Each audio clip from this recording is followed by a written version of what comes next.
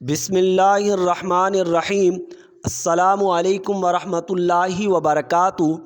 آپ نے ایک جملہ سنا ہوگا، بچیوں کی تو شادی ہو جائے گی، انہیں پڑھا کر کیا کرنا۔ معاشرے میں بہت سے افراد کی ذہنیت ہے بھی یہ کہ وہ کہتے ہیں بچیوں کو پڑھا کر کیا کرنا، انہیں گھر کا کام آنا چاہیے، کھانا پکانا آنا چاہیے اور گھر کو لے کر چلنے کا سلیقہ آنا چاہیے۔ ہاں، یہ باتیں ضروری ہیں، لیکن وہ جو کہہ رہے ہیں کہ بچیوں کو پڑھا کر کیا کریں گے، یہ بیکار جملہ ہے اور یہ بیکار بات ہے۔ بچیوں کی ذہنیت بھی یہی بنائی جا رہی ہوتی ہے۔ ان کے نمبرز کم آئے، کہتے ہیں کوئی بات نہیں، کورس میں داخلہ لیا، بیچ میں چھوڑ دیا، کہا جاتا ہے کوئی بات نہیں۔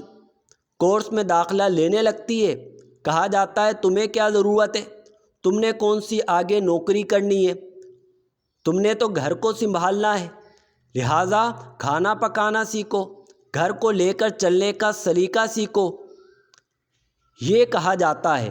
اور پھر ہم دیکھتے ہیں کہ کبھی کبھار بچی کا اچھا رشتہ نہیں مل پاتا، کیونکہ معاشرے میں اچھے افراد کی قلت ہے، اچھا رشتہ نہیں مل پاتا، یا یہ کہ اچھا رشتہ ملتا ہے، شادی ہو جاتی ہے، مزاج نہیں مل پاتا، طلاق ہو جاتی ہے، یا شوہر ہی اچھا نہیں مل پاتا، شوہر برا ہوتا ہے، طلاق دے دیتا ہے، یا شوہر نہایت بیکار شخص ہوتا ہے، لڑکی کو اور اس کے گھر والوں کو بالآخر طلاق لینا پڑتی ہے۔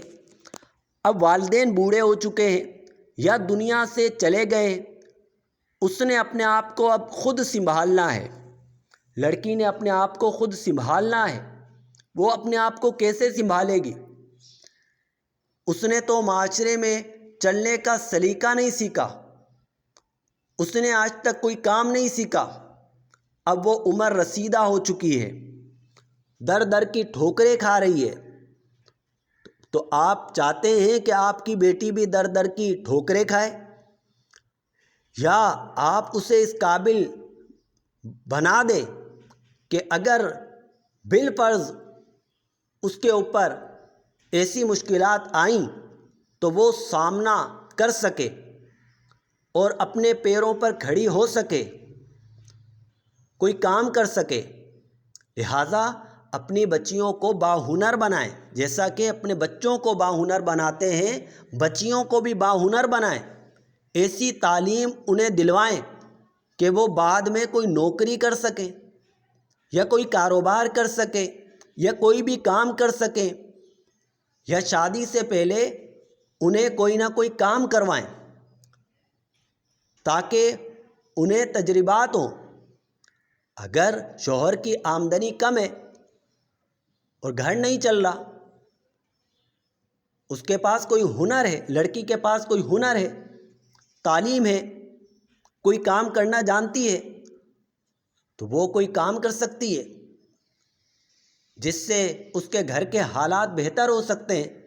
لہٰذا ہمیں یہ سوچنا چاہیے، صرف بچیوں کی یہ ذہنیت نہ بنائی جائے کہ تمہاری تو شادی ہو جانی ہے، تم پڑھ کر کیا کرو گی، کچھ سیکھ کر کیا کرو گی، بلکہ ان کی یہ ذہنیت بنائی جائے کہ تمہیں ایک مضبوط انسان بننا ہے۔